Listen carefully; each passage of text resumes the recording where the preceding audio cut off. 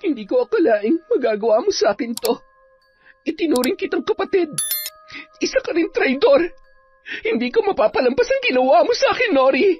Matagal na kitang binalaan, Elisa. Hindi ka nga lang nakinig dahil masyado kang napaniwala ng babaeng yon sa pagkakaibigan ninyo. Para siyang anay na habang dumidikit sa'yo ay unti-unti kanyang sinisira. Ngayong alam mo na, ano ang gagawin mo? Linta! Tigilan niyo ako! Chong, tulungan niyo ang asawa ko. Gamutin niyo siya. Pagalingin niyo ang asawa ko. Taon 2008. Sikihor. Manakanaka ang buhos ng ulan habang naglalakad si Renato patungo sa bahay ng kanyang tiyo Delphine. Malayo-layo pa ay naririnig niya na ang boses nito na tila ba mayroong kaaway. Binilisan niya na lamang ang paglalakad upang maging malinaw sa kanya kung ano ang totoong nangyayari ng mga oras na yon. Hindi kita titigilan hanggat hindi mo binabawi ang sumpa sa lalaking ito. Tigilan mo na siya!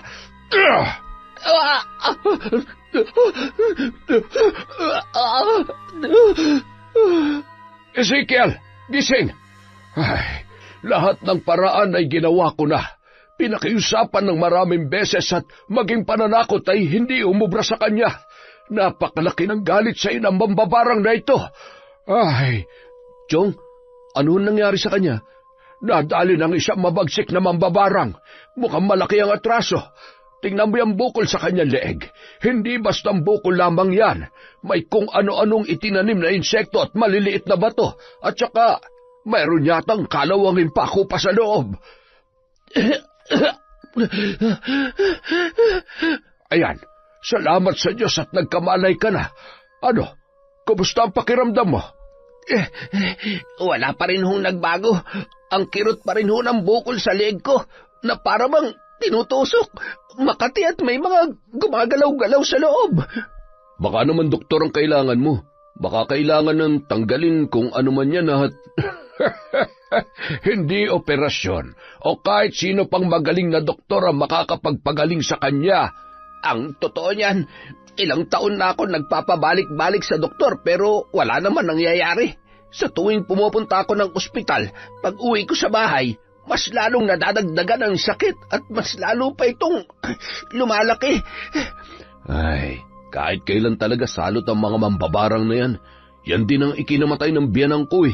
Sadya silang mapanganib dahil sa sandaling tanggapin nila ang pagiging mambabarang at ang itim na kapangyarihan, yun na ang mamamayani sa kanilang pagkatao. Ngunit ang higit na mas nakakatakot ay ang galit na nag-uudyok sa kanila para barangin ang kanilang biktima. Hindi siya basta-bastang papas lang ng walang malalim na dahilan. Hindi ko nga alam kung sinong may gawa nito sa akin eh. Wala naman akong kaaway at lalong wala naman akong maalala na... Ay... Hindi mo na maalala kung sinong tinarantado mo dahil sa dami na naging babae mo. Ay, hindi ka kasi makontento sa asawa mo eh. Hindi ko rin magawang paaminin kung sino siya. Ay, mukhang habang buhay ka na niyang pasasakitan. Kung sino man ang hayop na mambabarang na yan, napakaduwag niya para gawin sa akin to ng walang kalaban-laban. Magpakita lang siya sa akin na magkasubukan kaming dalawa. Sisiguruhin ko na makakaganti ako sa kanya bago ako mamatay. Ay, aray ko, uuwi na nga lang muna ako. Sigurado ka? Pwede namang dumito ka muna. Doon ka na lang muna matulog sa kabilang kwarto. Alanganing oras na. Bukas ka na lamang umuwi at alam naman na mag-iina mo na nandito ka. Iginiya pa yun ni Mang Delphine sa kwarto at binigyan ng kumot. Pagkatapos ay agad rin na lumabas ang matanda at muling binalikan ang isa niya pang pamangkin na si Renato. Ato, bakit ka nga pala naparito? Ano ho? Lilipat na ho kasi kami sa Sabado. Hihingi sana ako ng pabor. Baka ho pwede niyo akong tulungan sa pagkakarga at pagbaba ng mga gamit. Ay, siya, sige. Walang problema. Doon na lamang ako matutulog bukas ng gabi. Kailangan bago sumikat ang araw ay nandoon na ako. Siya nga pala, bakit naman naisipan niyo pang lumipat? Alam niyo naman ho yung asawa ko. Medyo nagkakainitan na sila nung kapitbahay namin. Sakto, may binibenta hong bahay doon. Mura lang ho, kaya yun na ho ang kinuha ko. Ay, pambihira. Kahit saan kayo pumunta, kung hindi siya magbabago, makakahanap pa rin siya ng kaaway. Sa hilig po kasing mangapit bahay.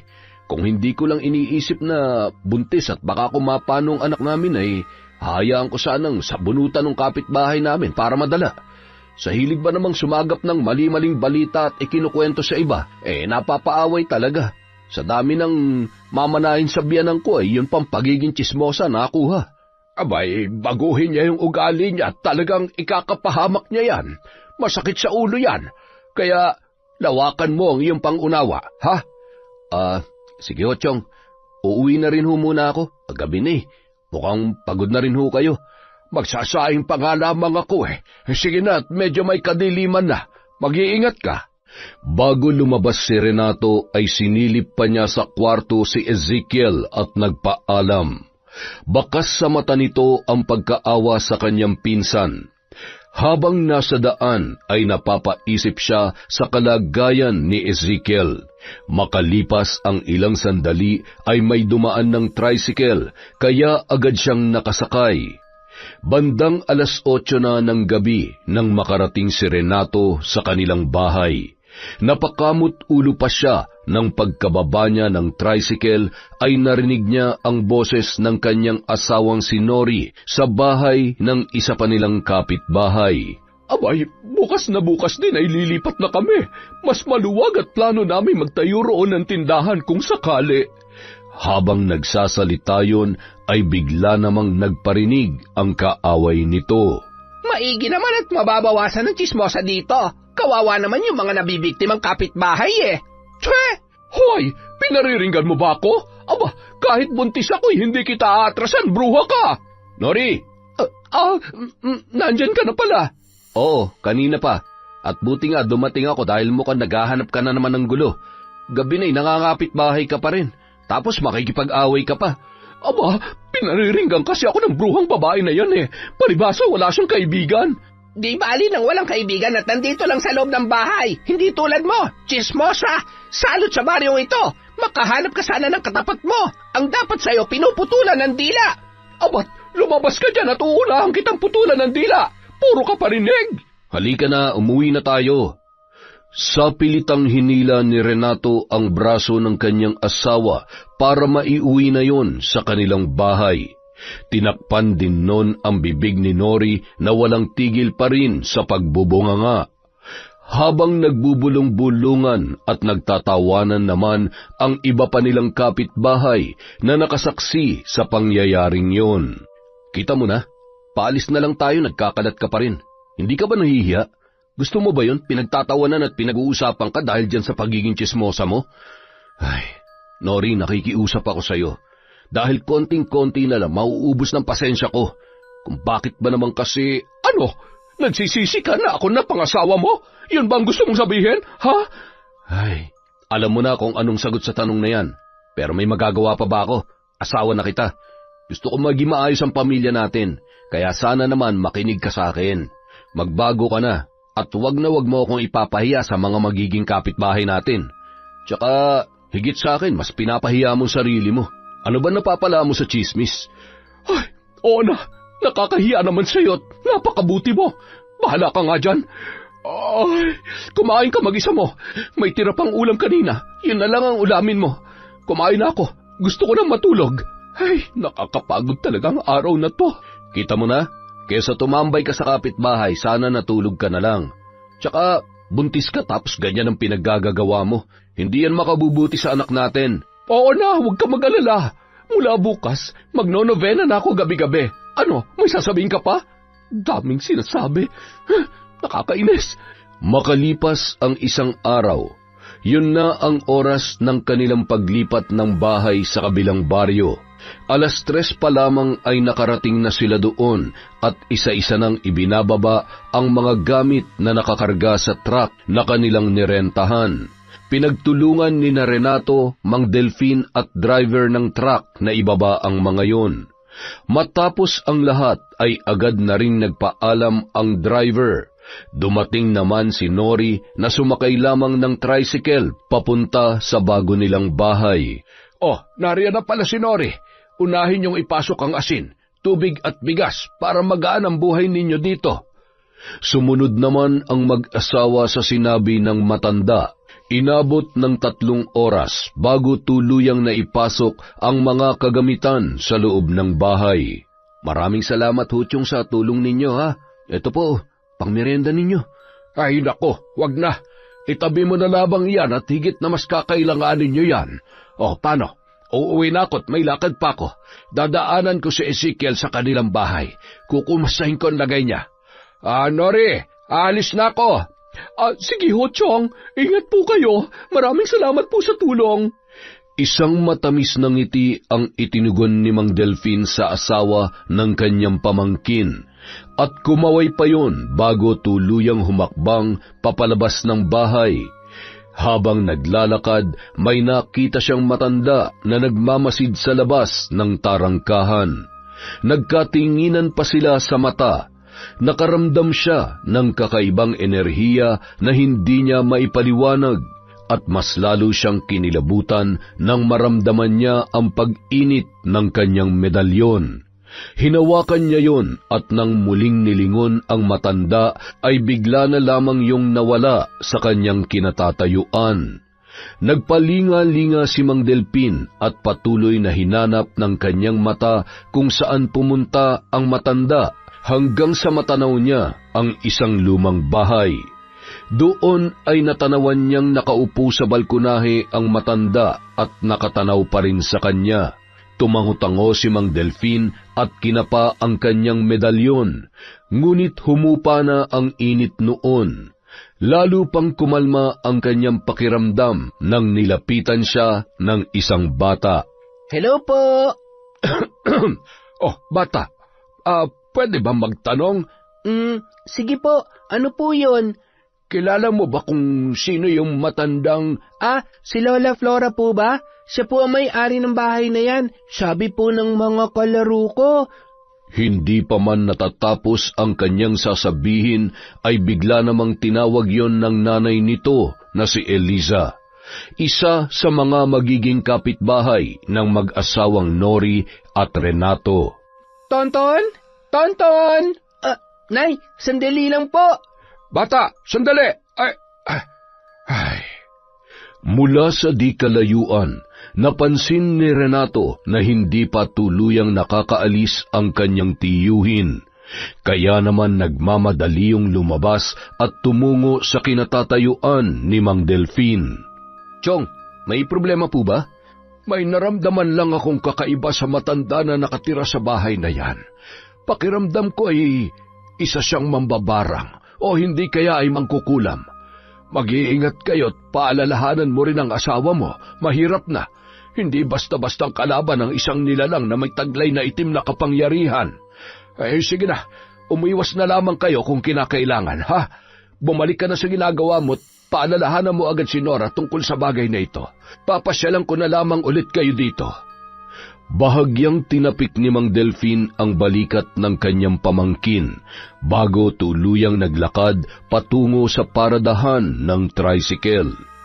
Samantala, Anak, sinabi ko naman sa'yo, huwag ka makikipagkwentuhan sa kung sino-sino. Paano kung, Nanay, mukha naman po siyang mabait tsaka nagtatanong lang naman po siya. Nangangatwiran ka na naman kay Nanay, ha? Mabuti patulungan mo na lang ako. Ilalabas ko lang tong mga lutong ulam at sigurado, maya-maya dadagsan ang mamimili. Sige po, Nay. Ako na po magliligpit at maghuhugas ng mga pinaglutuan ninyo. At saka, Nanay, pwede po bang... Oo, nariyan ang pagkain para sa pinakamamahal kong si Tonton. Salamat po, Nanay. Sa kabilang banda... Oh, ano? Anong sabi ng Chong? Ang sabi niya, mag-iingat raw tayo sa nakatira dyan sa malaking lumang bahay. Ha? Bakit naman? Nararamdaman daw niya na posible mambabarang yung matandang babae ron. Pambihira naman si Chong, oo. Baka naman mukha ng mambabarang o mangkukulam. Tsaka paano niya naman nalaman? Maigi na yung nag-iingat. Kaya ikaw, ngayong nandito na tayo, huwag mo nang dalhin dito yung ugali mo sa pinanggalingan natin. Tandaan mo, ano man ang ginagawa mo, posible maapektuhan ang anak natin. Maging nanay ka na. Mas gusto ko pang pumirmi ka na lang dito sa bahay. Ay, ang daming sinasabi. Oo na, ayusin na lang natin itong mga gamit para matapos na. Napapagod na ako. Ay, nahihilo na rin ako. Magpahinga ka muna. Ako nang bahala dito. Kapag medyo nakapagpahinga ka na, ang mabuti pa, bumili ka na lang ng pagkain. Siguradong hindi tayo makakapagluto. Marami-rami pa itong aayusin natin. Ay, oo na. Maya-maya ay maghahanap ako sa labas. Sana may maliit na bilihan dito. Pwede bang umidlip muna? Ay, pagod na ako eh. Bahagyang humiga sa sofa si Nori. Makalipas ang halos 30 minuto ay agad naman yun lumabas para maghanap ng mabibilhan. Sakto namang nakita niya ang mga tao na nagkukumpulan sa isang maliit na kubo. Ayun, buti naman at hindi ko na kailangan lumayo pa. Ang daming bumibili. Maganda palang ganitong negosyo, kaya lang mukhang nakakapagod. Nang makaalis na ang mga mamimili ay agad naman siyang tumingin ng ulam.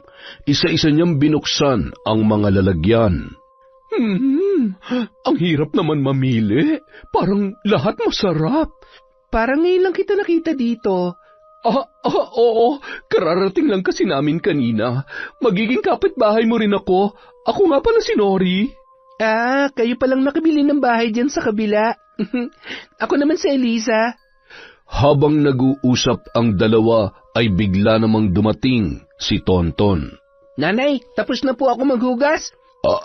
Ay, sorry, excuse me po. Thank you, anak. Mukhang busog na busog ka na naman, ha. Opo, Nay. Ang sarap niyo po kasi magluto, eh. Si Tonton nga pala, anak ko. Ang cute mo naman. Sana maging kasing cute mo rin na magiging anak ko. Buntis ka pala? Ilang buwan na? Magtatatlong buwan pa lang kasi, kaya hindi pa gaanong halata. O siya, bigyan mo ako ng 2 pritong isda at 1 gulay na langka, tsaka 3 order ng kanin na rin. Grabe ang sipag mo naman. Siguro ang aga mong gumising para magluto, no? Oo, ganun talaga.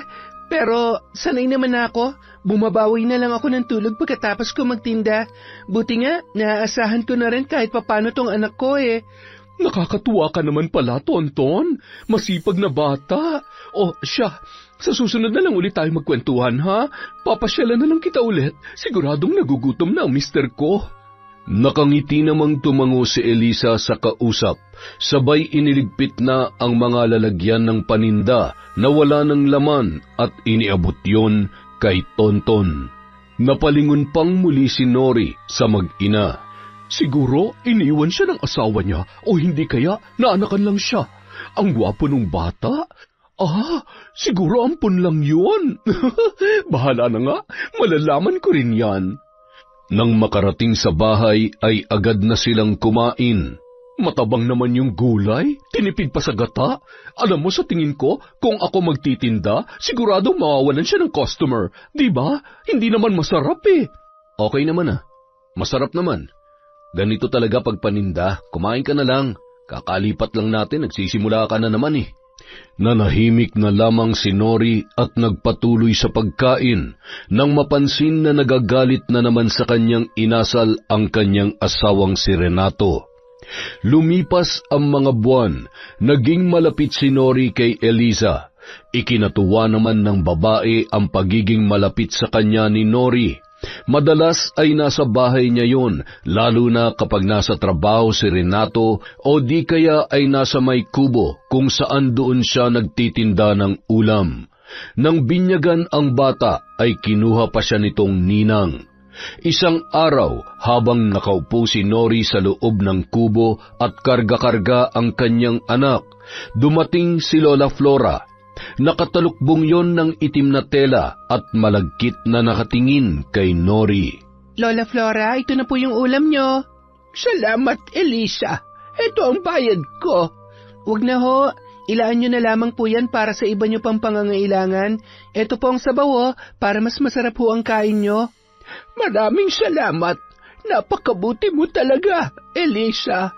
Walang anuman po, Lola. Basta kapag nagugutom po kayo, punta lang po kayo sa akin, ha?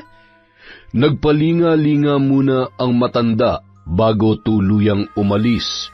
Tumayo pa ng bahagya si Nori upang masiguro na nakalayo na si Lola Flora. Mare, totoo ba yung naririnig ko tungkol kay Lola Flora? Na isa siyang mambabarang?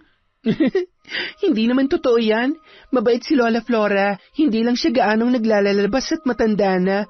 Isa pa, kung sakaling totoo man, wala naman tayong dapat ikatakot, lalo na't wala naman tayong kasalanan sa kanya. Sabagay, pero nakapagtataka lang na nakakaya niya mabuhay na mag-isa sa malaking lumang bahay na yan. Mahigit 1 taon na rin kami rito pero ni minsan wala man lamang ako nakita na kamag-anak na dumalaw sa kanya. Siguro dahil kahit sarili niyang kamag-anak ay natatakot sa kanya. Hindi naman. Matandang dalaga kasi si Lola Flora. Yung mga kapatid niya patay na at yung mga pamangkin niya naman nasa ibang bansa na raw. Ganun ba? Habang patuloy sa pag-uusap ang dalawa, ay bigla namang dumating si Renato. Oh, nandito pala mag-ina ko. Oh, bakit ka umuwi? May bigla ang lakad yung may-ari ng bahay Bukas na lang daw, sayang nga yung pamasahe. Pero okay na rin, medyo masama ang pakiramdam ko Mare, kumusta? Luma na tong kubo mo Kapag ipapaayos mo, sabihin mo lang para kapag linggo pwede kong ayusin. Palakihin mo kaya to para pwede na rin kumain mismo dito yung mga customer mo. Naisip ko na rin yan, pare. Sige, sasabihan na lang kita. Salamat, ha? Nasan si Tonton? Pumasok sa eskwela Buti hindi pa dagsa ang mamimili ngayon. Nako, medyo maaga pa kasi. Mamaya siguradong hindi na naman ako magkakanda-ugaga niyan. Grabe, napakasipag mo talaga. Kargahin mo nga tong anak mo. Tara na, umuwi na tayo. Sige, Mare ha, mamaya na lang ulit. Napansin ni Elisa ang pagbabago ng timpla sa mukha ni Nori, ngunit ipinagsawalang bahala niya na lamang yun. Samantala, nang makarating ang mag-asawa sa kanilang bahay, ay agad namang inilapag ni Renato ang anak sa higaan nito. Ay nako, ang nanay mo talaga, napakainit, iginagala ka pa. Sus, kunwari ka pa. Mukha namang masaya ka na nandun kami at nakapag-usap kayo ni Elisa. Talagang igagawa mo siya ng karinderya? Baka gusto mo rin i-repair yung kusina niya para mas masaya. Teka nga, nagsiselos ka ba? Oh, bakit? Akala mo ba hindi ko napapansin kung paano mo siya tingnan at gaano ka kasaya kapag kausap mo siya? Hindi ka na nahiya sa harap ko pa talaga? Tumigil ka nga. Hindi ko alam yung sinasabi mo. Kumare natin yun. Sino pa ba magtutulungan kundi tayo-tayo lang? Napakamalisyosa mo talaga. Ano ba nangyayari sa'yo? Tsaka, ipagpapalit ko ba naman kayo ng baby natin? Ay nako, makapagluto na nga lang muna at baka nagugutom ka lang kaya umiinit yung ulo mo. Ay, isa rin ang Elisa na yun. Kung naghahanap siya na magiging tatay ng anak niya, wag ang asawa ko kung ayaw mo masira ang buhay mo. Mula nung araw na yun, naging sunod-sunod ng nakaramdam ng selos at inggit si Nori para sa kanyang kumaring si Eliza. Kasabay kasi noon ay ang malaking pagbabago ng kanyang katawan. Isang araw, habang ginagawa ni Renato at ng kaibigan nito ang maliit na karinderya ni Eliza, ay pasimple namang nagmamasid si Nori sa di kalayuan, habang karga niya ang kanyang anak. Magmerienda muna kayo, ipinagtimpla ko kayo ng juice. Nako, napakainit pa naman ng panahon. Nagluto rin ako ng panset at may palaman na rin yung tinapay. Salamat, Mare ha. Ayos, mukhang masarap to Edward, halika na, tikman natin tong masarap na pansit ni Mare. Sige, maiwan ko na muna kayo at nagluluto pa ako para sa tanghalian. Ilagay nyo na lang dito sa tabi yung pinagkainan nyo. Kitang-kita naman ni Nori ang magagandang ngiti sa mukha ng kanyang asawa at sa kanilang kumare na si Eliza. Magaling magkunwari itong babaeng to. May tinatago rin palang kalandian. Humanda ka sa akin. Lalo ka na, Renato. Lintik ka. Mamaya kapag uwi mo. Nanggagalaiti siyang umuwi at hindi mapakali sa loob ng kanilang bahay habang nag-iisip kung ano ang pwede niyang gawin. Ngumisi yun sa harap ng salamin na tila ba may kung anong pumasok sa kanyang isipan. Nang makauwi si Renato, agad niyang iniabot sa asawa ang perang ibinayad sa kanya sa kanyang pagtatrabaho. Oh, ano to? Ano pa, di bayad sa 3 araw naming trabaho. Tapos na rin sa wakas. Aba, mabuti naman at natapos na. Mukhang masyado ka nang nag-e-enjoy at nagpapakasarap sa mga niluluto para sa'yo ng malanding babae na yon. At alam mo kung ano nakakabwisit? Kitang-kita ng 2 mata ko na gustong-gusto mo rin. Alam mo, yan ang napapala mo sa pagiging tsismosa mo eh. Pati ako na sarili mong asawa, ginagawa mo na ng kwento. Hindi mo ba nakikita? Lahat ng ginagawa ko para sa iyo at para sa anak natin. Napapagod na nga ako kung ano-ano pang pinagsasabi mo na wala namang kabuluhan. Hindi ka na nahiya sa kumari natin. Ayusin mo nga yung ugali mo. Nakakarindi ka na. Akala mo naman napakagwapo ko. Ay, makapagbihis na nga lang. Aba, ako pa nakakarindi. Mas kinakampihan niya pa talaga yung babae na yon.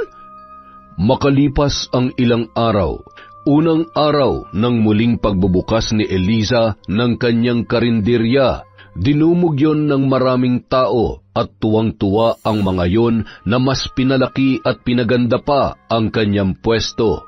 Hanggang sa magsara ng karinderya si Eliza ay hindi nagpakita sa kanya ang kumaring si Nori.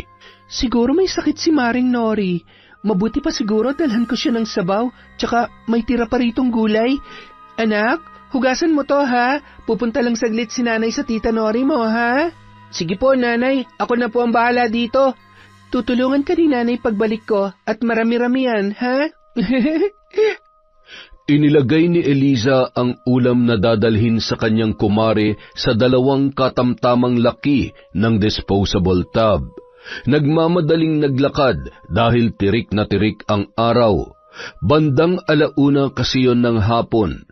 Nang makarating siya sa may tarangkahan ay tumuloy na siya sa may balkonahe. Tao po, Mare, si Elisa to. Sandali lang. Oh, Mare, ikaw pala. Okay ka lang ba? May sakit ka ba? Wala naman. Medyo marami lang ginagawa. Tsaka medyo sinisipon si baby kaya hindi ko inilalabas. Oh, heto ulam para sa'yo. Akala ko kasi may sakit ka eh. Kaya dinalhan kita ng mainit na sabaw at gulay para gumanda ang pakiramdam mo. Nako, salamat Mare. Ang sweet mo naman. Sayang naman, wala kasi dito si Renato. Siguradong matutuwa na naman yun kapag natikman ang luto mo. Masyado ka naman kasing masarap magluto eh. Salamat Mare, pero wala pa ring tatalo sa luto ng asawa. Kaya higit sa anumang ulam, mas magugustuhan pa rin ni Renato ang pagkain na ihahain mo sa kanya. Alam mo kasi Mare, kung minsan kahit gaano pa kasarap ang luto ko, may mga pagkakataon na naghahanap pa rin ang kumpare mo ng ibang putahe. Alam mo naman ang mga lalaki. Nako, ulam pa bang pinag-uusapan natin? Hindi ako makarelate eh. Alam mo namang wala akong asawa dahil may allergy na ako sa mga lalaki. Allergy sa lalaki? Pero nagpapakita ka ng motibo sa asawa ko? Di bale, kalimutan mo na lang yung mga sinabi ko, Mare. Salamat nga pala dito. Agad nang umalis si Elisa. Pagtalikod noon ay malakas na isinara ni Nori ang pintuan na animoy nagdadabog. Buisit, akala mo kung sino mabait at maganda. Maigi na rin at may ulam na kami mamayang gabi. O baka naman may lason to para maagaw niya na sa akin si Renato. Kasi sa tinagal-tagal namin dito, ngayon lang siya namigay ng libreng ulam. Hindi kaya... baka naman marumi na to. Nadapuan ng langaw, pero mainit-init pa naman. Sayang naman ang grasya. Binuksan niya ang 2 lalagyan ng ulam at tinikman ang mga yun. Pwede na. May lasa naman kahit medyo matabang at... Ay, mas masarap pa nga dito ang luto ko eh. Lasa na namang tinipid.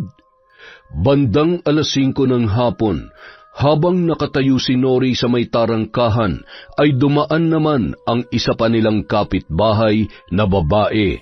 Nilapitan siya noon at binati ang kanyang anak.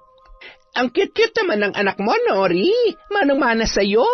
Hi, baby. Ang cute mong mag-smile. Hi. Galing ako kay Elisa. Manghihiram sana ako ng pera, kaso wala eh. Wala raw siyang pera dahil nagpatrabaho ng karinderiya niya.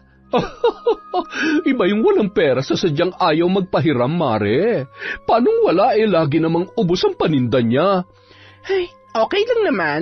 Baka talagang wala siya. Dati naman ay nakakahiram ako sa kanya. Naiintindihan ko naman dahil mag-isa niya lang tinataguyod ang anak niya. Ang galing-galing niya nga eh. Ang sipag-sipag at oo, masipag. At pati asawa ko ay gusto niya ring asikasuhin. Kaya nga hindi na ako pumupunta dyan eh. Nagsisisi nga ako na kinuha ko siyang ninang ng anak ko. Pakiramdam ko, marami siyang kakatihang tinatago sa katawan. Kaya siguro iniwan ng tatay ang anak niya at hindi siya pinanagutan. Ay nako, talaga ba? Mainit-init pa yan ha? Kwentuhan mo naman ako. Halika, tuloy ka. Nauwi sa kung ano-ano pang haka-haka at kasinungalingan ang kwentuhan ng dalawa. Habang nag-uusap ay dumaan naman ang matandang si Lola Flora. Narinig ang halakhakan at pinag-uusapan ni Nori at ng kapitbahay. Napakunot noo yun na animoy hindi nagustuhan ang kanyang mga narinig, sabay na pailing-iling. Makalipas ang ilang sandali ay dumating na si Renato at siya naman pag-alis ng babae. Palihim pa yung pinahiram ni Nori ng 1,000, kaya naman tuwang-tuwa ang babae. Mukhang paniwalang-paniwala naman siya sa pinagsasabi ko. Tingnan lang natin kung hindi ka pagpiestahan ng iba pang tsismosa dito. Pero syempre, hindi niya pwedeng mahalata na sa akin nagmula ang chismis. At hindi pa rin ako tapos. Mayroon pa akong isang magandang pasabog para sa iyo, Eliza. Ewan ko na lang kung hindi lang ngawin yung paninda mo. Anong ginawa nun dito? Nori, baka kung ano-ano na naman ang pinag-usapan nyo, ha? Sinasabi ko sa'yo, umiwas ka sa gulo. Inaano ka ba? Wala naman akong ginagawang masama. Hindi na nga ako gaano lumalabas ni kahit tumambay kina Maring Elisa eh. Natuwa lang siya sa anak natin kaya napadaan yun dito. Mabuti naman kung ganon. Anong ulam natin? May binigay na ulam kanina si Elisa. Siyempre, paborito mo, kaya hindi na kailangan mamroblema pa sa ulam. Nagsisimula ka na naman, tapos ikaw rin na magagalit sa huli, ha? Pagsapit ng gabi, matapos nilang kumain ay si Renato na ang nagligpit ng kanilang pinagkainan. Habang naglalakad si Nori papunta sa kuna ng kanyang anak ay bigla siyang nakaramdam ng pagkahilo, kasunod ay ang pandidilim ng kanyang paningin. Sumandal siya sa pader at naramdaman niya ang pagtulo ng malamig na pawis sa kanyang muka, kasabay ng pagkirot ng kanyang tiyan. Ang sakit ng tiyan ko. Ato, tulungan mo ako. Ilang sandali pa ay tuluyan na yung nagsuka. Nalalambot ako. Hindi kaya may lason o... Tigilan mo yung kalokohan mo. Sana pareho masakit ang tiyan natin. Wala naman ako nararamdaman Di hamak na mas marami ako nakain kaysa sa'yo. Manahimik ka. Wala namang ibang dahilan para sumakit ang tiyan ko. Buisit siya. Sigurado may kung ano nilagay siya sa pagkain ko. Humanda talaga sa akin ng babaeng yan. Ubus na ang pasensya ko sa kanya. Nung mga oras na yun, sakto namang nakakita si Nori ng ipis na dumapo sa may pader, sabay na pangisi bago tuluyang sumuka ulit. Samantala, sa isang silid ay hawak ni Lola Flora ang isang kulay itim na aklat at sa harap nito ay ang mga kulay itim at pulang kandila na hugis tao. Nakalapag din sa sahig ang isang manika na may nakatusok na mga karayom sa iba't ibang parte ng katawan nito. Gayon din ay may gumagapang sa sahig na iba't ibang insekto at sa mga garapon na may langis ay maraming nakababad na kung ano-ano na maliliit na bagay at mga papel na kung ano-ano rin ang nakasulat. May isang kulay pulang damit na pambabae na nakalatag sa sahig at bakas ang mga patak ng kandila sa iba-ibang parte noon. Ewan ko na lamang kung patutulugin ka ng sakit na nararamdaman mo. Isa kang traidor at umaalingasaw ang masamang pagkatao mo. Samantala, buong magdamag na ininda ni Nori ang pananakit ng kanyang tiyan.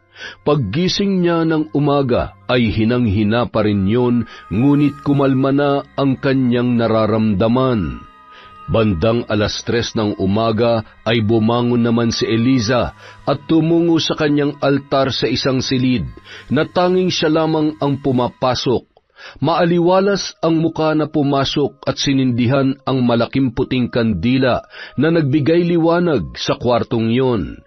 Kitang-kita ang isang bungo na may mga markang kulay itim at pula, patak ng mga kandila at kung ano-ano pang nakapaloob doon. Isang lumang larawan ang kanyang dinampot at pinakatitigan. Alam ko na sa mga oras na to, nahihirapan ka na, pero huwag kang mag-alala.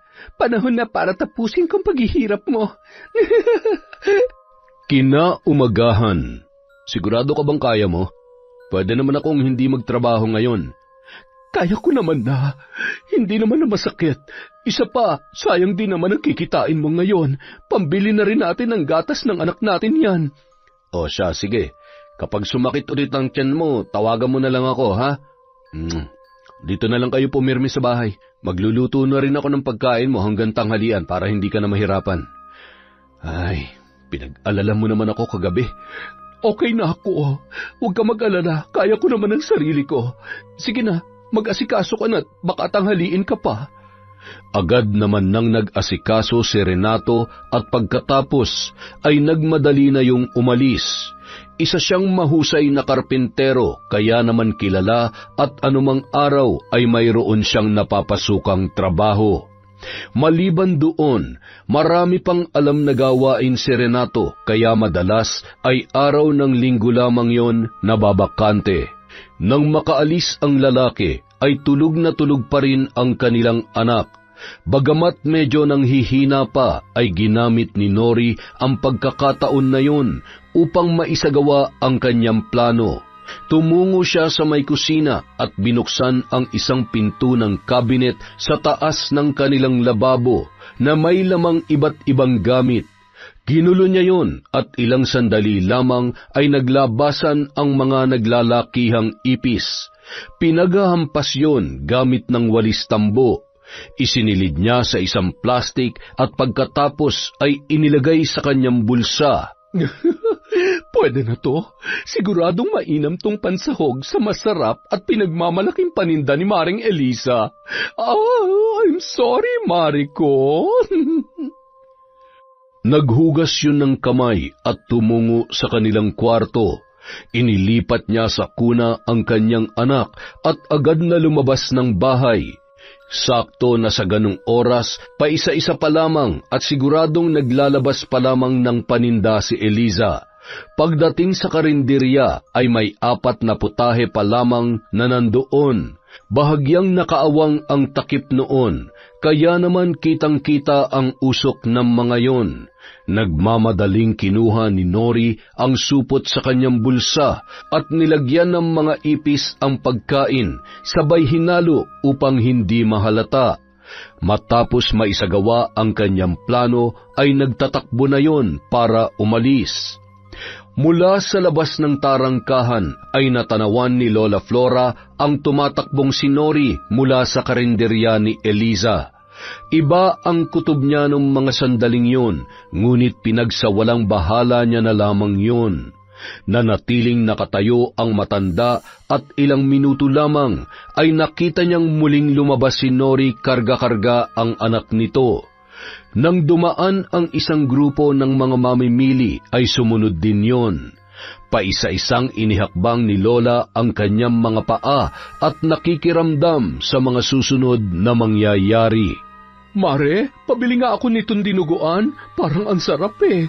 Ang sarap ng bigay mo sa akin kahapon. Salamat ulit ha. Sarap na sarap din si Renato. Wala nga naman, Mare. Ano pang order mo? Okay na yan, Mare. Tsaka, pahingi na lang ng sabaw. Ay, teka, sandali lang, Mare. Ano to? Oh my gosh! Ipis ba yan? Napatingin din ang iba pang customer na naroroon sa iba pang lalagyan, kaya naman nagkagulo ang mga yon. Teka, paano nagkaroon ng ipis Mainit pa mga yan. Isa pa, malinis ang kusina ko. Kahit tingnan nyo pa, sa tagal ko na nagtitinda dito, ngayon lang nangyari to. Naku, Mare, baka naman hindi mo napansin sa dami ng inaasikaso mo. Di bali na lang, Mare, wag na lang pala. Grabe ka naman, Elisa. Halos araw-araw kami bumibili sa'yo, tapos... alam mo, dapat sa'yo ireklamo. Magkakasakit pa kami dahil sa kapabayaan at kadugyutan mo. Hindi totoo yan. Sandali, saan kayo pupunta? Saan galing ang mga ipis na to? Sigurado ako na... Ay, kumalma ka na lang, Mare. Wala naman na tayo magagawa. Wala meron kasi talaga. Siguro hindi mo lang talaga napansin. Naku, sana wag naman sila magreklamo kay Kapitan. Kung hindi, baka maipasara tong karinderya mo. Sayang naman. Malaki-laki na rin ang pagpapaayos mo sa karinderyang to. Habang nag-uusap ang dalawa, ay bigla namang dumating si Lola Flora. Anong nangyari, Elisa? May mga ipis po yung ulam, Lola. Hindi ko po alam kung paano nangyari dahil maingat naman ho ako at malinis sa kusina kaya imposibleng alam ko. Wala kang kasalanan. Hindi mo naman ipapahamak ang sarili mong negosyo. Ang tanong ay hindi paano, kundi sino ang may kagagawan nito. Hindi kaya may taong naiinggit sa'yo. Hindi ka kayang lamangan kaya sisiraan ka na lang.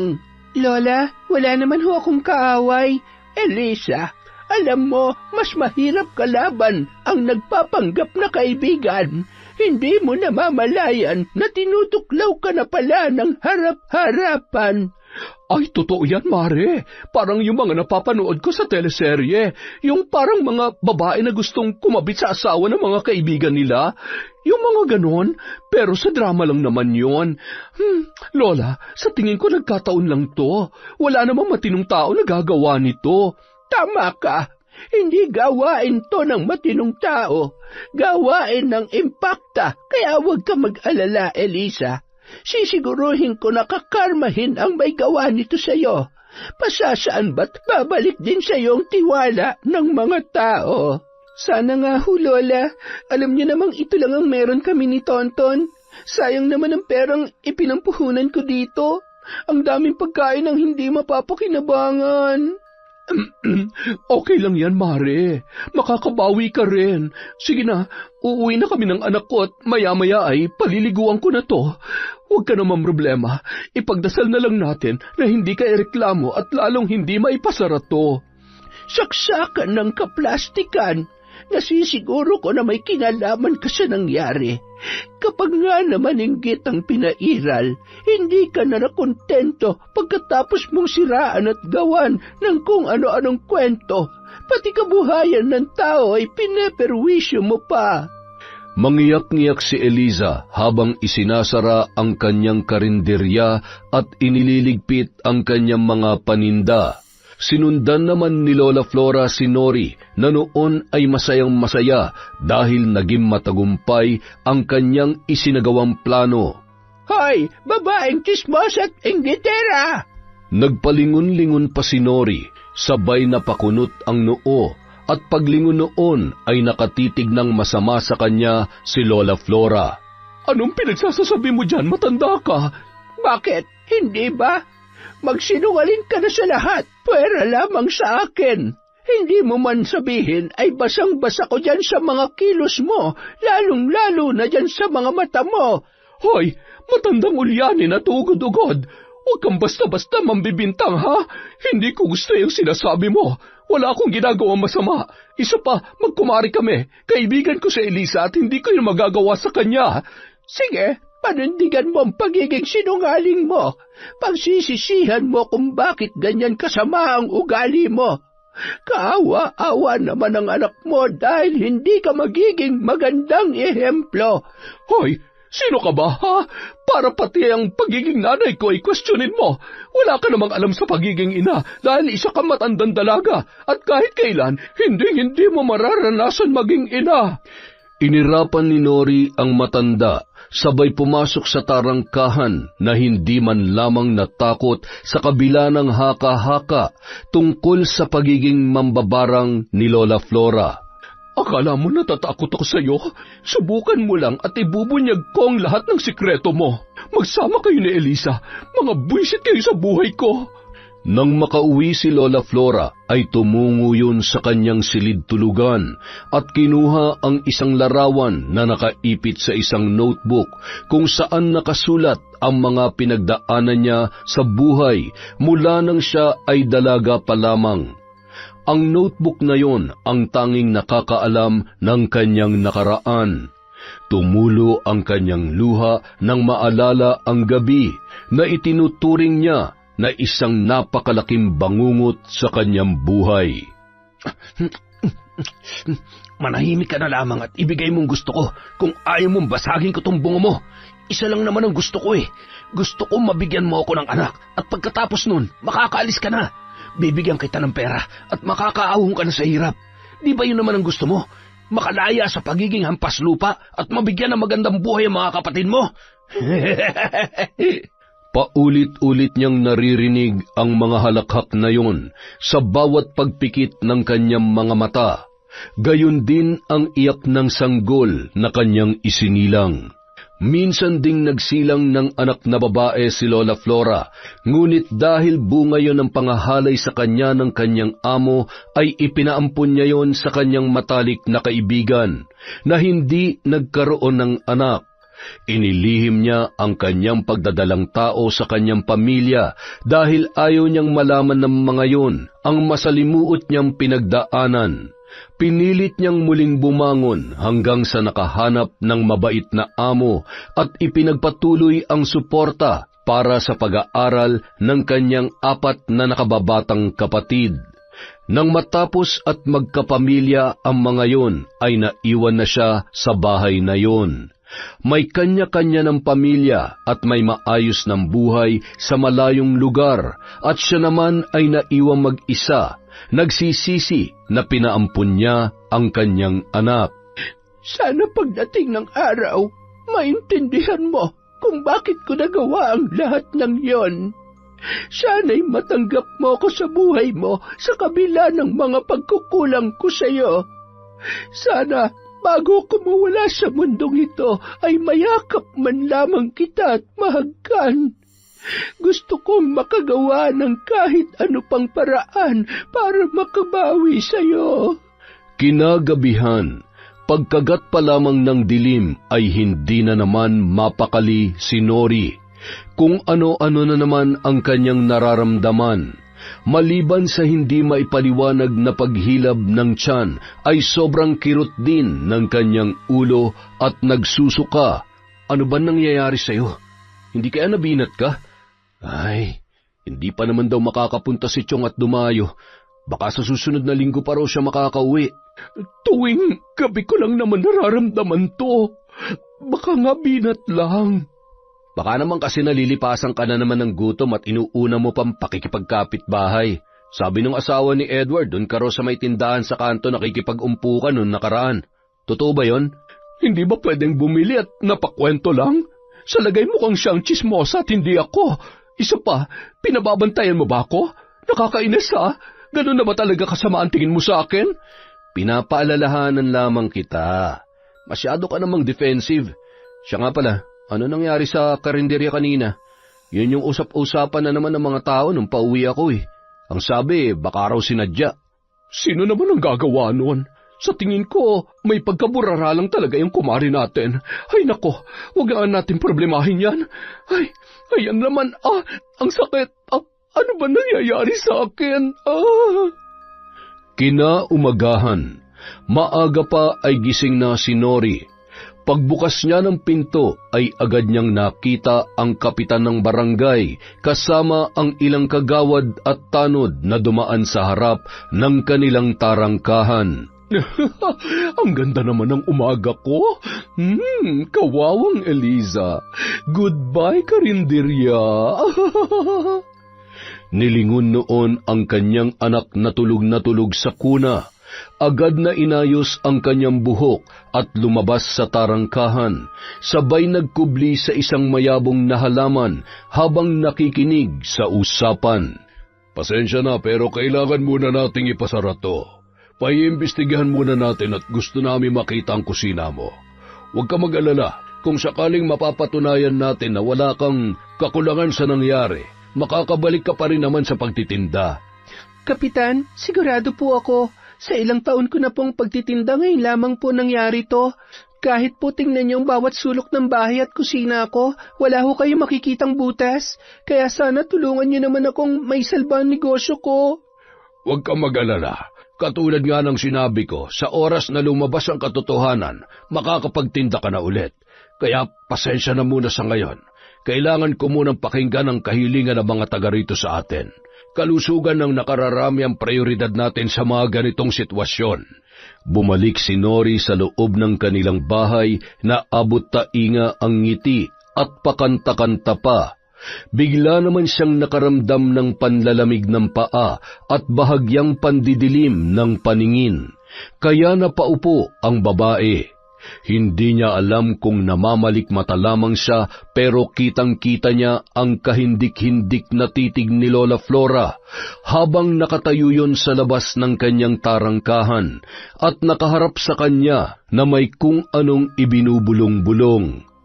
Ilang sandali naman ay bigla siyang nanumbalik sa sarili at napatingin muli sa kinatatayuan noon, ngunit biglang nawala ang nasabing matanda.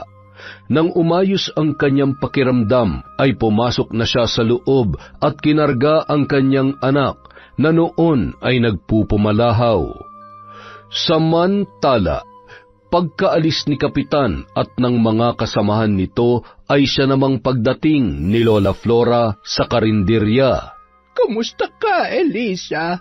Eto ho, nalulungkot pa rin po sa nangyayari. Masyado ka kasing nagtitiwala. Alam mo, hindi ko alam kung paniniwalaan mo ko, pero iba ang pakiramdam ko sa bago nating kapitbahay at kumari mong yan. Malakas ang hinala ko na may kinalaman siya rito. Nung nakaraan, maaga pa ay nakita ko siyang tumatakbo galing sa loob ng karinderya. May kakaiba siyang ikinikilos. Lola, lagi naman hong nandito yun eh. Isa pa, alam ko naman hong hindi niya magagawa sa akin yon. Magkaibigan ho kami at para na nga hong magkapatid kaya imposible ho yan. Hindi kita pipilitin na maniwala sa akin. Ngunit makiramdam ka sana at huwag magbulag-bulagan dahil lamang iniingatan mo ang pagkakaibigan ninyo. Salamat ho sa concern, Lola. Nag-almusal na po ba kayo? Tara ho, kain po tayo. Ikain na lang po natin to. Ay, huwag po kayong mag-alala, Nanay. Makakapagtinda rin po ulit tayo. Sa ngayon po, magpahinga rin po muna kayo. Pasok na po ako sa school, Nay. I love you. Salamat, anak ko. Mahal na mahal ka ni Nanay. Mag-iingat ka, ha? Huwag tatakbo at baka madapa. Nakakatuwa naman kayong mag-ina. Halina ho kayo, Lola. Sa kusina na ho tayo magkwentuhan. Nang makapasok sa loob ng bahay, ay nagpalinga-linga si Lola Flora, habang pinagmamasdan ang bawat parte noon, lalo na nang makarating sa kusina. Parehong-pareho kaming metikulosa pagdating sa bahay. Upo na ho kayo. Kain ho tayo. Alam niyo ho, kapag nakikita ko kayo, naaalala ko si Nanay. Kaedara niyo rin ho yun. Minsan nga po nakikita ko siya sa inyo eh. Oo, halos sabay kaming lumaki at nagdalaga noon. Magkaklase kami mula elementarya pa lamang. Talaga ho? Magkakilala po pala kayo? Ngayon lang ho natin napagkwentuhan mula nung lumipat kami dito ni Tonton. Ayan ho, kumain na ho kayo. Huwag kayong mag-alala at sigurado ho akong malinis at walang ipis yan.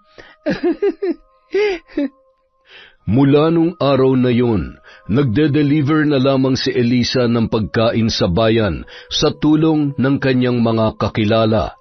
Natuwa siya dahil mas nadoble pa ang kanyang kita.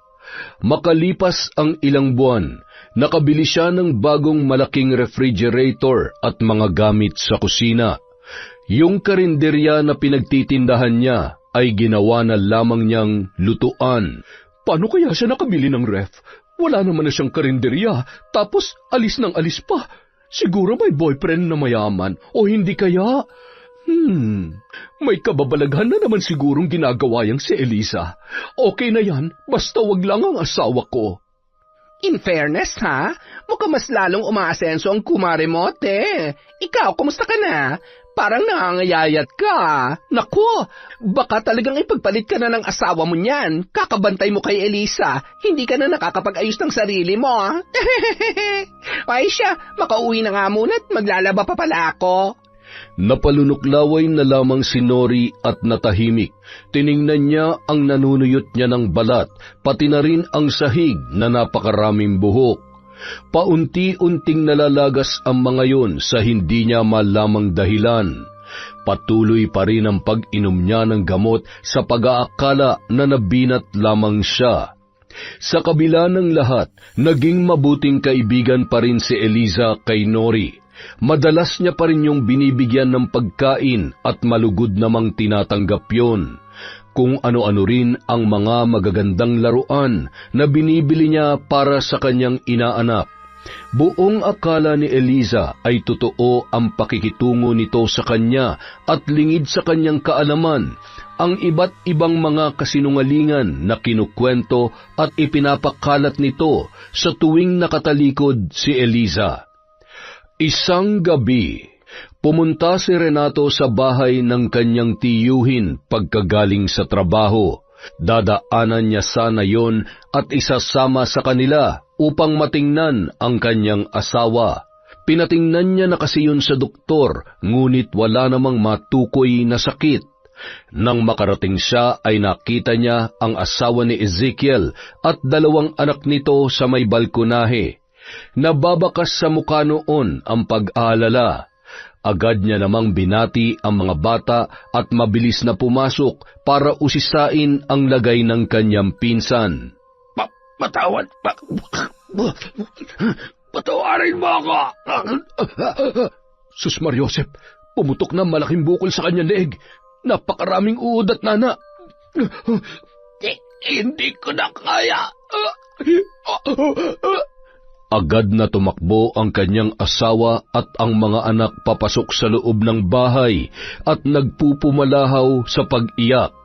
Nakakalungkot isipin na hindi ko nagawang pagalingin ang pinsan mo. Ginawa niyo naman ho ang lahat para matulungan siya. At saka, mas mabuti na rin yan dahil ilang taon na siyang pinahihirapan ng mambabarang na may gawa sa kanya niyan. Isang babae mula sa kanyang nakaraan na may gawa nito. Hindi ko matukoy ang kanyang pangalan, ngunit sa pakikipag-usap ko sa kanya sa aking ritual, namumukaan ko siya kahit paano. Ano nga palang ipinunta mo rito, Renato? Gusto ko ho sanang tingnan niyo rin ang lagay ni Nori. Pakiramdam ko po kasi napaglalaroan din siya dahil ilang buwan na ho siyang hindi makatulog na maayos. Nangangayayat na rin ho. Sa tuwing sumasapit ang gabi kung ano-ano ho nararamdaman niya. Sinabi ko naman sa inyo, hindi ba? Malamang ay napaglalaroan na siya ng matandang mambabarang na kapitbahay ninyo. Sigurado may kalokohang ginawa yung asawa mo. Wala naman ho siguro. Nakikita ko naman ho ang pagbabago ng asawa ko. Hindi naman ho siya katulad ng dati lalo na't abala siya sa bahay at hindi na siya makalabas dahil busy po sa pag-aalaga kay baby. Ay, sige. Hayaan mo at pagkatapos nating maipalibing itong pinsan mo, dadalaw ako sa inyo. Nang sumunod na gabi, yun ang unang lamay para kay Ezekiel. Hindi man gaanong maganda ang pakiramdam ni Nori ay pinilit nitong pumunta sa bahay noon. Nagpasama siya kay Eliza na noon ay nais ring makiramay. Habang nasa biyahe, pamilyar si Eliza sa lugar na dinaraanan nila at naging mas malinaw ang kanyang hinala nang makarating siya sa bahay na kanilang pupuntahan at nakita ang isang babae na nakaupo sa tagiliran ng kabaong ni Ezekiel. Talaga bang ipinahintulot ng pagkakataon na makita ko ang kamatayan ng hayop at walang konsensyang lalaking ito? Mabuti naman. At sa wakas, makakapagpahinga ka na. Amanos na tayo, Ezekiel. Nakaganti na ako sa pag-iwan at panloloko mo sa akin noon. Lumakad si Eliza papalapit sa kabaong at marahang pinagmamasdan ang muka ni Ezekiel sa loob noon. Katabi niya si Nori na noon ay kausap ang asawa ng namayapa. Tatagan mo ang loob mo para sa mga anak mo. Kaya mo yan. Umirap lamang si Eliza sabay ibinalik ang tingin sa kabaong ni Ezekiel habang pinipigilang tumulo ang kanyang luha at inaalala kung paano siya pinagtaksilan nito. Eto ang pera. Kakailanganin mo to para ipalaglag ang batang yan. Ikakasal na ako. Pasensya na pero hindi mo pwedeng ituloy ang pagbubuntis mo. Ayaw ko masira ang relasyon namin ni Carmen. Hayop ka. Napakasama mo. Napakasinungaling mo. Paano mo nagawa sa akin to? Pinagkatiwalaan kita. Wala akong panahon sa kadramahan mo, hoy. Isa pa, dugo pa lang naman yan. Masyado ka pang bata para maging ina, kaya sundin mo na lang ang gusto ko. Yan, dadagdagan ko ang pera. Basta huwag ka na magpapakita sa akin, ha? At huwag na huwag ka rin gagawa ng eskandalo sa araw ng kasal ko. Naintindihan mo? Ezekiel, sandali. Ezekiel, huwag mo akong iiwan. Ezekiel! Hayop ka! Pagbabayaran mong lahat ng to hanggang sa huling segundo ng buhay mo. Wala kang kwenta. Napalingon si Nori nang makita ang luha ng kanyang kaibigan. Oh, okay ka lang ba? Bakit ka umiiyak? Wala. Nadala lang ako sa pag-uusap ninyo at sa iyak ng asawa niyang pinsan ng asawa mo. Nakikiramay ako, Carmen. Kilala mo siya? Ayan, nabasa ko lang yung pangalan niya na nakaping sa kabaong. Mag-usap lang muna kayo. Magpapahangin lang ako sa labas. Agaw pansin naman kay Mang Delfin nang makita niya ang maamong muka, ngunit may kakaiba siyang naramdaman nang makita si Eliza. Hindi niya maipaliwanag kung bakit kinikilabutan ang kanyang buong katawan, lalo na nang magtama ang kanilang mga mata. Umupo lamang sa may labas si Eliza at tila may malalim na iniisip hanggang sa nilapitan yon ni Mang Delfin. Ngayon lamang kita nakita. Sinong... Magandang gabi ho. Kaibigan ho ako ni Nori. Isinama niya lang ho ako dito. Pasensya ka na. Akala ko ay taga rito ka sa baryo namin para kasing pamilyar ang mukha mo eh. Matipid ng ngiti lamang ang itinugon ni Eliza sa matandang albularyo. Bandang 9:00 ng gabi, nang makaramdam ng labis na panlalamig si Nori, ay umuwi na sila ni Eliza. Ano bang nangyayari sa'yo? Nagpatingin ka na ba sa doktor? Hindi ko nga rin alam kung ano to nangyayari sa akin eh. Wala pa nga to eh. Pakiramdam ko, binabarang ako. Hindi pa naman ako nakapagpatingin kay Tio Delfin dahil abala siya. Siya ba yung matanda doon kanina? Oo, siya nga yun. Tiyuhin ni Renato. Alam mo bang barang din ang ikinamatay ni Ezekiel? Grabe ang mga mambabarang, no?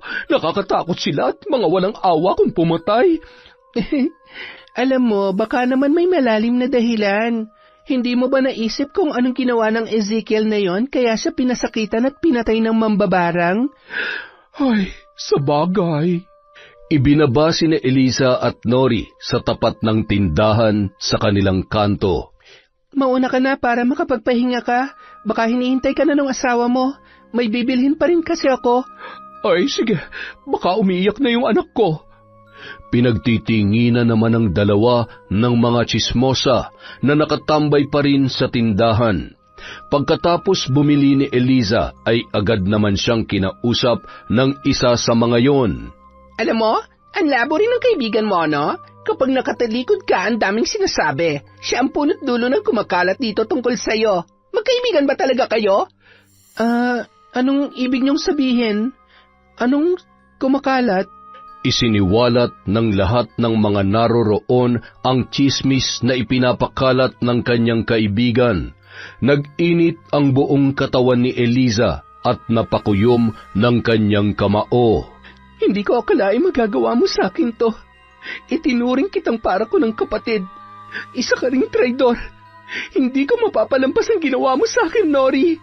Nang dumaan sa tapat ng bahay nila Nori, ay sinipa ni Elisa ng 3 beses ang tarangkahan noon.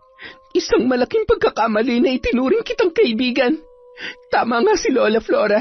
Posibleng may kinalaman ka sa ipis na yon. Humanda ka sa akin. Tuturuan kita ng leksyon. Magpasalamat ka dahil sinunog ko ng mga gamit ko. Dahil baka kung ano pang magawa ko sa'yo. Pero hindi ako makakapayag na hindi mo pagsisihan ang ginawa mo sa akin. Kinaumagahan. Tama po kayo, Lola. Nagpapanggap lang po si Nori na kaibigan ko. Kagabi ko lamang nalaman lahat ng mga paninira niya sa akin. Kaya pala ganun na lamang ako tingnan ng mga tao dito dahil kung ano-anong chismis ang pinapakalat niya. Matagal na kitang binalaan, Elisa. Hindi ka nga lang nakinig dahil masyado kang napaniwala ng babaeng yon sa pagkakaibigan ninyo. Para siyang anay na habang dumidikit sa'yo ay unti-unti kang sinisira. Ngayong alam mo na ano ang gagawin mo. Aasarin ko ho muna. At baka naman ho pwede niyo akong tulungan, Lola. Hindi niyo man po sinasabi. Alam ko at nararamdaman ko na may alam kayo sa paggamit ng itim na kapangyarihan. Ngumiti lamang si Lola Flora. Hindi naman ho natin siya kailangan patayin. Gusto ko lamang ho na matuto siya sa mga kasalanan niya sa akin. Isang gabi, Kung sino ka mang nagpapahirap sa babaeng ito, patawarin at ibigay mo ang kagalingang hinihiling niya at patawarin siya sa kanyang mga kasalanan. Hindi ko na kaya. Ay, Diyos ko, ano pa nangyayari sa kanya? Bakit siya sumusuka ng anay? At ano yung mga yan? halos gumapang na sa sahig si Nori at sumisigaw na animoy takot na takot habang ipinapagpag ang kanyang katawan. Linta! Tigilan niyo ako! Chong, tulungan niyo ang asawa ko. Gamutin niyo siya. Pagalingin niyo ang asawa ko. Subukan mong humingi ng tawad sa taong ginawan mo ng pagkakamali. Baka sakaling kahabagan ka niya. Hindi ka babawan ng pagkatao ang paghingi ng tawad kung ito magsasalba sa buhay mo. Wala nga akong ginagawang mali. Samantala, sadya palang may mga tao na hindi marunong tumanggap ng pagkakamali. Ngayon lamang ho ako nakakita ng taong katulad niya. Ay, hindi bali ho. Mukhang may mas mainam pang paraan para mapaamin ko siya at maalala niya lahat ng mga kawalang hiya niya. Pagpahingahin niyo ho muna siya para naman ho may lakas siyang harapin ako bukas. pagkatapos mag-usap ng dalawa ay sakto namang nakita ni Mang Delfin si Eliza galing sa bahay ng matandang si Lola Flora. Hindi kaya siya o maaaring ang matandang yon ang may gawa nito kay Nori. Ano kayang ginawa ni Nori? Kung magkaibigan sila, paano magagawang... Ay nako. Kinaumagahan, maagang umalis si Mang Delfin. Natuwa naman yun dahil bumuti na ang pakiramdam ng asawa ng kanyang pamangkin. Sana'y ipahintulot niya ng tuluyang paggaling mo. Pero hanggat maaari, isipin mong mabuti at pagsisihan mo ang mga bagay na naging dahilan kung bakit ka nagkakaganyan. Ilang sandali pa, pagkatapos makaalis ni Mang Delfin ay siya namang pagdating ni Elisa. Halos 2 linggo silang hindi nagkita mula nang malaman niya ang katotohanan. Umalis naman si Renato noon dahil may binili yon sa tindahan. Tao po, Mare! Oh, Mare, ikaw pala. Ano yung dala mo? Ipinagluto kita ng lugaw para naman gumanda ang pakiramdam mo. Kainin mo agad habang mainit pa. Nako, salamat. Buti nga at gumanda ng pakiramdam ko pagising ko. Sana magtuloy-tuloy na ito. Alam mo, sa tingin ko, binabarang ako ng lintik na mambabarang na Lola Flora na yon. Nag-iipon lang ako ng lakas, rerespakan ko siya. Wala akong pakialam kung matanda na siya. Kumalma ka nga. Maawa ka naman, matanda na nga, diba? Hindi na makikipagsabunutan sa iyo yon. Grabe pala talaga nangyari sa'yo, pati nguso mo na maga at nagsususugat. Ano ba kasing ginawa mo? Ay, wala akong ginawa. Makakain na nga lang ng lugaw. Ilang araw din akong hindi nakakain ng maayos. Agad na binuksan ni Nori ang mangkok na may takip na katamtamang laki matapos kumuha ng kutsara. Napakunot noo siya nang may makitang pamilyar na paa ng insekto sa lugaw na yun matapos sumubo ng 3 beses. Mare, anong mga yan? Ipis? Ipis? Ay, oo nga. Naku, sorry Mare ha. Pero, wala ka bang naalala sa mga ipis na yan? Nananadya ka ba? Ano bang problema mo, ha? Ikaw ang problema ko at ang matabil mong dila, mapanira, at yung mapagkunwari mo pang pag-uugali. Alam mo, sayang talaga eh. Akala ko kasi magiging mabuting magkaibigan tayo, pero nagkamali ako dahil isa kang traidor. Wala akong alam sa sinasabi mo. Wala kang karapatang gawin sa akin to. Visit ka! Huwag ka na magsinungaling dahil alam ko na lahat. Alam ko na rin ang lahat ng paninira mo sa akin. Ang sama ng ugali mo. Habang nagkakagulo ang dalawa ay patuloy naman sa pag-iyak ang bata na noon ay nasa kuna. Mabuti na lamang ay dumating si Renato at agad na inawat ang dalawa. Tama na yan. Ano ba nangyayari sa inyo? Mare, kagagaling lang sa sakit ng asawa ko. Bakit hindi mo tanungin ang magaling mong asawa? Alam mo ba kung anong klaseng tao to na pangasawa mo? Alam mo ba kung gaano karumi ang pag-iisip at buong pagkatao niya? Mula ngayon, kakalimutan ko nang minsan kitang itinuring na kaibigan. Ayan ang kandila. Tinatalikuran ko na rin ang pagiging pangalawang magulang ng anak ninyo. Galit na umalis si Eliza habang humahagulgol naman si Nori. Alam mo bang pinakain niya ako na may ipis? Kadire! Walang iyang babae yon. Alam mo, hindi naman mangyayari to kung nakikinig ka lang sa akin. Hindi ka na ba talagang magbabago? Ano na naman bang ginawa mo? Pikon na ako, Nori. Napapagod na ako sa pinaggagawa mo. Kapag ako nainis, iiwan kita. Iiwan? Bakit? Maghahanap ka ba ng iba? O baka naman kasi gusto mo makipaglandian sa Eliza na yon? Kinakampihan mo siya? Naniniwala ka sa mga sinasabi niya? Bakit? Magtataka ka pa ba kung maniniwala ako sa iba? Hindi na bago to, dahil alam mo kung anong problema sa'yo. Yung marumi mong isip at matabil mong dila. Ay, nakakawala talaga ng gana, oo. Makapasok na nga lang sa trabaho. Renato, sandali! Makinig ka muna sa akin. Wala nga akong ginagawang masama. Napapraning lang ang babaeng yon. Gusto niya lang magkasira tayo, Renato. Ay, buisit. Teka, kung alam niya ng totoo, ibig sabihin, may kinalaman siya sa pambabarang sa akin. Hindi kaya, mga walang hiya kayo, humanda kayo sa akin. Iniwan noon ang bata at isinara ang pintuan. Pagkatapos ay sumugod yon sa bahay ni Lola Flora. Lalo lamang nagalit yon nang madatnan si Eliza at ang matanda na nag-uusap sa may halamanan ng matanda. Hoy, sinasabi ko na nga ba, magkasabot kayo? Ipinabarang mo ako sa matandang to o baka katulad ka rin niya? Baka pareho kayo mga kampo ng dilim. Magdahan-dahan ka sa pagsasalita mo. Lalo na't natitiyak ko na kapag tinuluyan kita ay sa impyerno rin ang bagsak mo. Wala kayong karapatan na pasakitan at gawin sa akin ang lahat ng yon. Ipakukulong ko kayo. Aba, mayaman. Para malaman mo, wala ka rin karapatan na siraan ako at traidorin ako. Itinuring kitang higit pa sa kaibigan, pero mukhang ibang klase ang ugali mo. Malala ang pagiging demonyita mo. Alam mo kung ako mismo mambabarang sa'yo, baka hindi ko napigilan ang sarili ko na tuluyan ka. Kasi tingnan mo, sa kabila ng pagpapahirap sa'yo, ang tibay pa rin ang sungay mo. Ah, ganon ha? Pues ipapakita ko sa inyo kung gaano kahaba ang sungay ko. Malakas na itinulak ni Nori ang matanda at tumama ang ulo noon sa semento. Dugo! Lola Flora! Nori! Anong ginawa mo? Tulungan niyo kami! Sorry! Hindi ko sinasadya. Sa halip na humingi ng saklolo ay umuwi yon sa kanilang bahay at nagkulong sa kwarto. Takot na anumang oras ay may darating na pulis sa kanilang bahay. Samantala, dinala naman si Lola Flora sa ospital para magamot at masuri ang ulo. Mabuti na lamang at walang anumang namuong dugo, kaya tinahi lamang ang sugat noon. Samantala, Anong gagawin ko? Hindi ko naman sinasadya eh. Napatay ko ba yun? Sigurado kong magagalit si Renato sa akin.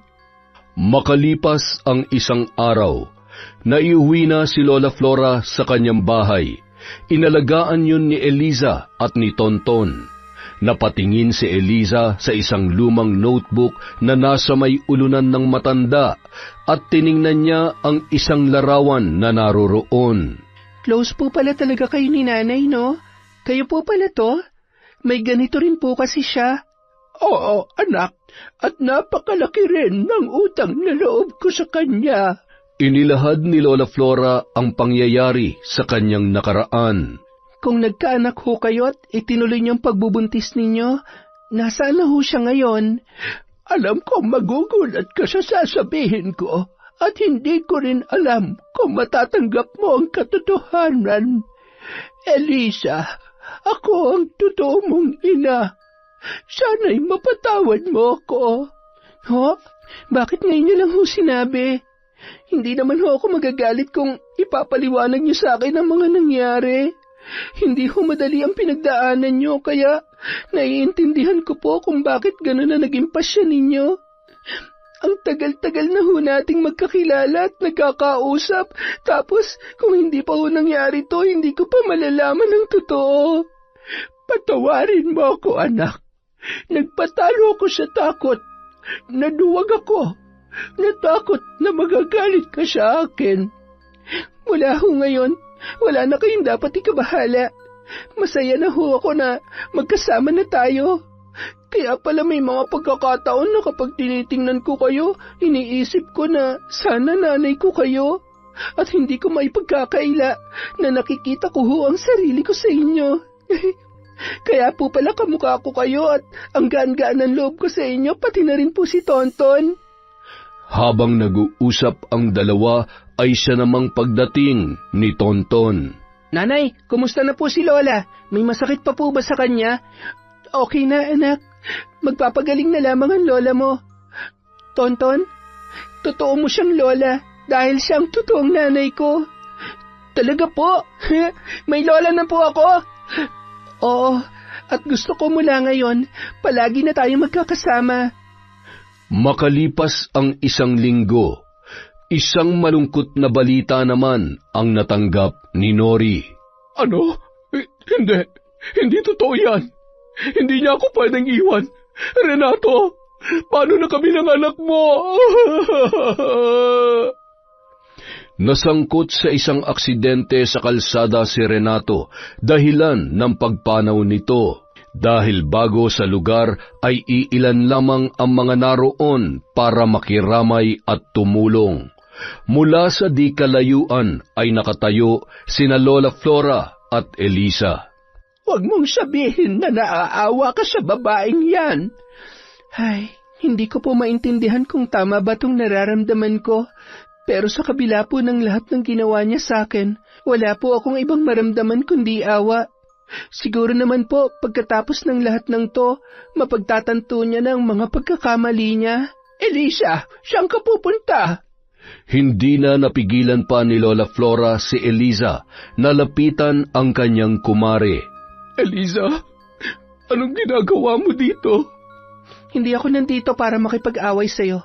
Nandito ako bilang kapitbahay na nakikiramay.